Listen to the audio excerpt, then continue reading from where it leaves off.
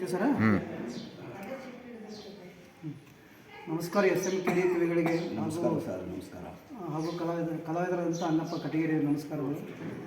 ಈಗ ನೀವು ಹಿರಿಯ ಕಲಾವಿದರು ಹಾಗೂ ಕವಿಗಳ ಸ್ವಲ್ಪ ನಮಗೆ ನಿಮ್ಮ ಅನುಭವಗಳನ್ನು ಹೇಳ್ಕೊಬೇಕು, ಅದಕ್ಕೆ ಕೆಲವೊಂದು ಮಾಹಿತಿ ನೀವು ಕೊಡ್ಬೇಕಂತ ಹೇಳ್ಕೊಡ್ತೀನಿ ಸರ್.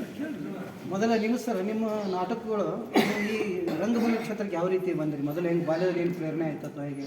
ರಂಗಭೂಮಿಗೆ ನಾನು ಬರ್ಲಿಕ್ಕೆ ಕಾರಣ ಅಂದ್ರೆ ನನ್ನ ಸೋದರ ಮಾವರು ಟಿ ಆರ್ ಮೈಬೂಬ್ ಸಾಬ್ ಅವರು ನಮಗೆ ಕರ್ಕೊಂಡಿದ್ದರು ರಂಗಭೂಮಿ. ಅವ್ರ ಸಂಗಟ ನಾನು ಹೋದೆ.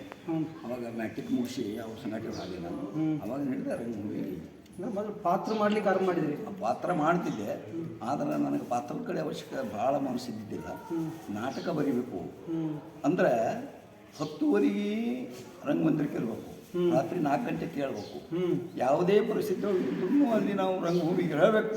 10:00 ಯಾರು ನನಗೆ ಸತ್ತಾರ ಅಂದ್ರೂ ಇರಬೇಕು. ಆಗ ಬೋರ್ಡ್ ಇರ್ತಾರೆ 10:45 ಬೋರ್ಡ್ ಇರ್ತದೆ. ಅದು ನೋಡಿ ನನಗೆ 10ಕ್ಕೆ 7 ಎದ್ದು ಹೋಗೋದು ಅಂದ್ರೆ ಭಾಳ ತರ ಸಾಕಿತ್ತು.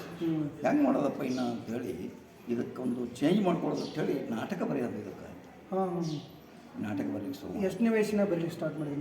ನಾನು 18 ವಯಸ್ಸಿಗೆ. ಮೊಟ್ಟ ಮೊದಲ ನಾಟಕ ಯಾವ್ದು ಸರ್ ನಿಮ್ದು? ನಾನು ಮೊಟ್ಟ ಮೊದಲ ನಾಟಕ ತಂಗಿ ಕೊಟ್ಟ ಕಾಣಿದೆ.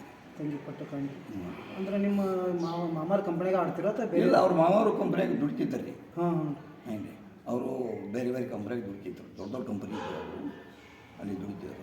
ಈಗ ನೀವು ಮೊದಲು ಬರೆದಂಥ ನಾಟಕ ಪ್ರದರ್ಶನ ಯಾವ ಕಂಪ್ನಿ ಮಾಡಿದ್ರಿ? ಅದು ಪಡೇಶ್ವರ ಕಂಪ್ನಿ ಅಂತ ಇತ್ತು ರೀ. ಬಸವೇಶ್ವರ ನಾಟಕ ಸಂಘ ಪಡೇಶ್ವರ ಅಂತೇಳಿ. ಮಾಲೀಕರು ಯಾರು?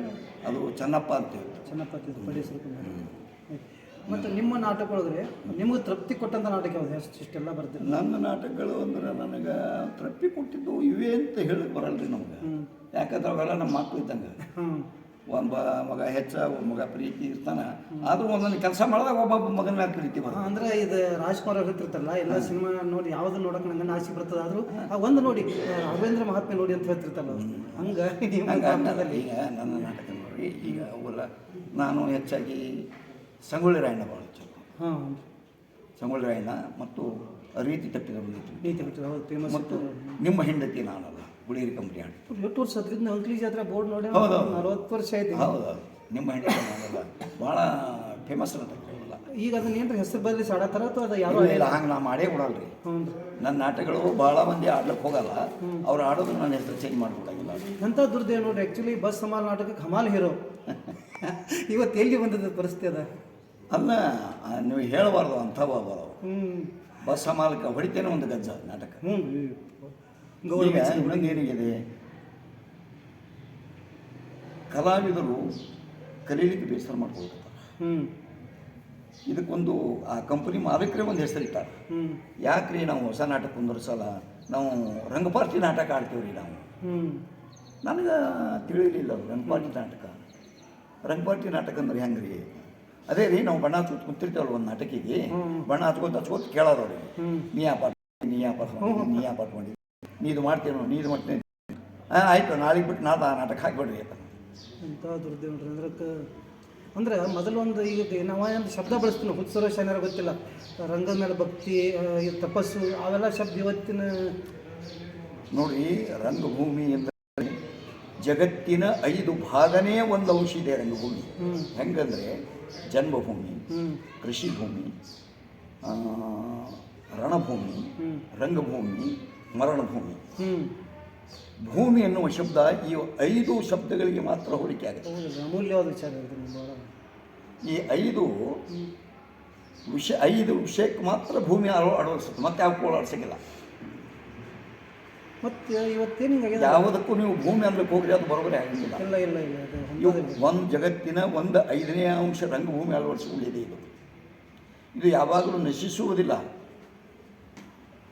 ಇದು ಈಗ ಸದ್ಯ ಏನು ಅತಿಶಯ ಏನಾಗ್ಲಿಕ್ಕತ್ತದಂದ್ರೆ, ಸ್ವಲ್ಪ ಅವ ಕವಿ ಬರೆದದ್ದನ್ನು ಬಿಟ್ಟು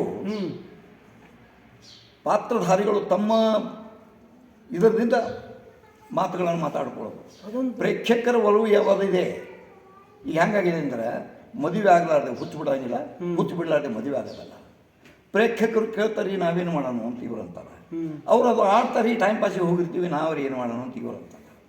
ಮೊನ್ನೆ ಏನೋ ರಾಜ ತಳಪಟ್ಟವ್ರು ಧಾರವಾಡದಾಗ ಇದ್ರೊಳಗೆ ರಂಗಾಯಣಲ್ರಿ ಕರ್ನಾಟಕ ವಿದ್ಯಾರ್ಥಿ ಸಂಘದಾಗ ಮಾತಾಡೋ ಒಂದು ಮಾತು ಅಂದಂಗೆ ಎತ್ತು ಹೋಗಿದ್ದೆ ಇದು ಪ್ರೇಕ್ಷಕರು ಅಂದ್ರೆ ಮಕ್ಕಳು ಇದ್ದಂಗೆ ನಾವು ಹಾಲು ಕೊಟ್ಟರು ಕುಡಿತಾರೆ ಆಲ್ಕೋಹಾಲ್ ಕೊಟ್ಟರು ಕುಡಿತಾರೆ ಅಂತ ಒಂದು ಮಾತಂದ್ರೆ ಅದು ಹೌದು ಅನಿಸ್ತದೆ. ಯಾಕಂದ್ರೆ ನಾವೇ ಪ್ರೇಕ್ಷಕ ಕೆಡಿಸ್ತಾ ಇದ್ದೀವಿ ಅಂತ ನನಗೆ ಅನಿಸ್ತಾ ಇದೆ.